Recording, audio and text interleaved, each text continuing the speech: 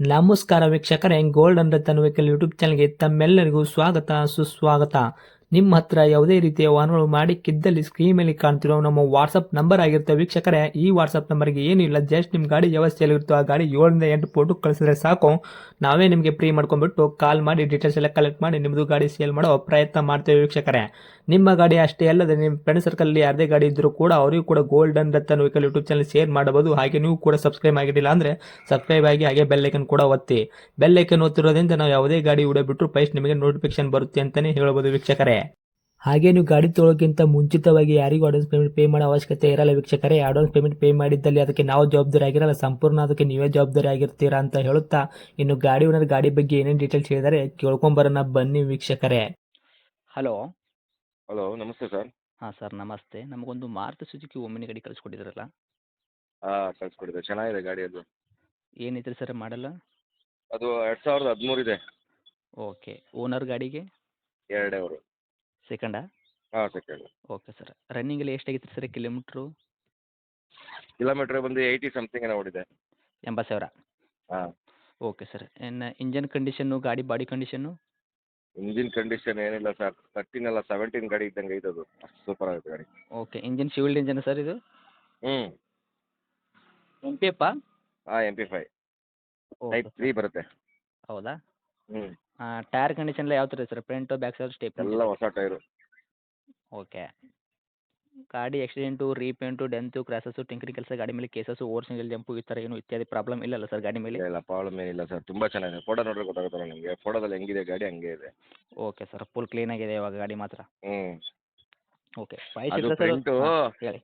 ಮನೆ ತಾವ್ ನಿಲ್ಲಿಸಿದಾಗ ಮಾತ್ರ ಒಂದು ಮರ ಪೀಸ್ ಏನೋ ಬಿದ್ದೋಗ್ಬಿಟ್ಟಿತ್ತು. ಅದಂದ್ರೆ ಹಾಂ. ಆ ಫ್ರಂಟ್ ಗ್ಲಾಸ್ ಹೊಡೆದೋಗಿತ್ತು ಅಷ್ಟೇ. ಫ್ರಂಟ್ ಗ್ಲಾಸು ಮುಂದೆ ಬಾನೆಟ್ ಮೇಲ್ಗಡೆ ಟಾಪಲ್ಲಿ ಬಿದ್ದಿತ್ತು ಹ್ಞೂ ಹ್ಞೂ ಹ್ಞೂ ಪೀಸ್. ಅದು ಮಾತ್ರ ನಾವು ಹೊಸದು ಹಾಕ್ಸ್ಕೊಂಡಿದ್ದೀವಿ ಅಷ್ಟೇ ಗ್ಲಾಸು. ಅದು ಬಿಟ್ಟರೆ ಏನೂ ಇಲ್ಲ? ಅದು ಬಿಟ್ಟರೆ ಏನಿಲ್ಲ. Okay sir. ಆಕ್ಸಿಡೆಂಟ್ ಗಿಕ್ಸಿಡೆಂಟ್ ಎಲ್ಲ ಏನಿಲ್ಲ, ಎಲ್ಲ ಒರಿಜಿನಲ್. ಓಕೆ. ಅದು ಮರಕ್ಕೆ ಟಚ್ ಆಗಿಬಿಟ್ಟು ಗ್ಲಾಸ್ ಹೊಡೆದು ಅದು ಮ್ಯಾಗೆ ಮತ್ತೆ ಇಲ್ಲ ಇಲ್ಲ, ನೀವು ಮನೆ ತಾವ್ ನಿಲ್ಸಿದ್ವಲ್ಲ ಪಾರ್ಕಿಂಗಲ್ಲಿ, ಓಕೆ. ಮರದ ಪೀಸ್ ಬಿದ್ದೋಗುತ್ತೆ ಮರಲ್ಲಿ. ಹೌದಾ? ಹಾಂ, ಮರದ ಕೊಂಬೆ.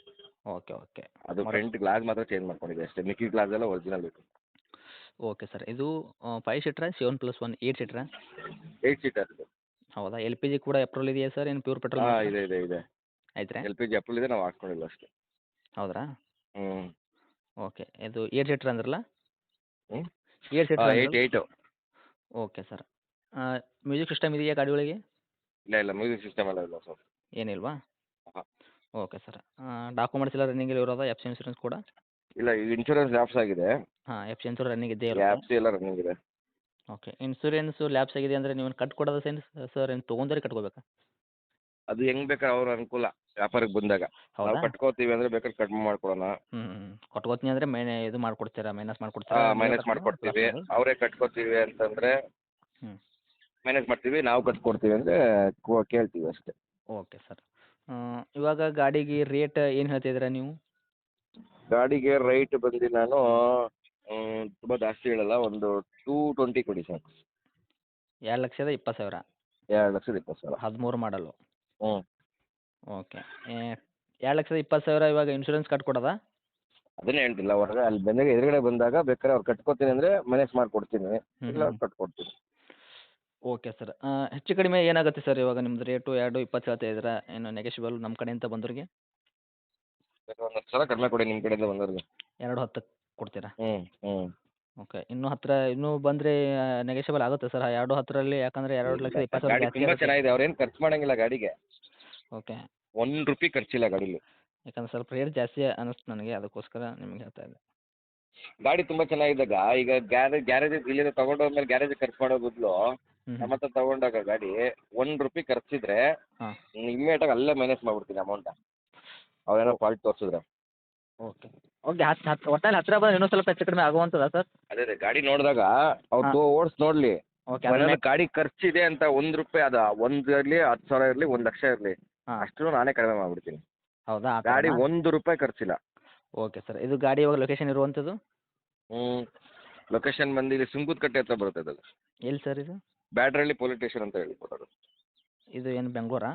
ಹಾಂ, ಬೆಂಗಳೂರು. Okay sir. ಇದೇ ನಿಮ್ಮದು ಕಾಂಟ್ಯಾಕ್ಟ್ ನಂಬರು? ಹ್ಞೂ. Okay sir. ಅಪ್ಡೇಟ್ ಮಾಡಿರ್ತೀನಿ ನೋಡಿ, ನಮ್ಮ ಕಡೆಯಿಂದ ಬಂದವರಿಗೆ ಆದಷ್ಟು ಹೆಚ್ಚಿಗೆ ಮಾಡಿಕೊಡಿ.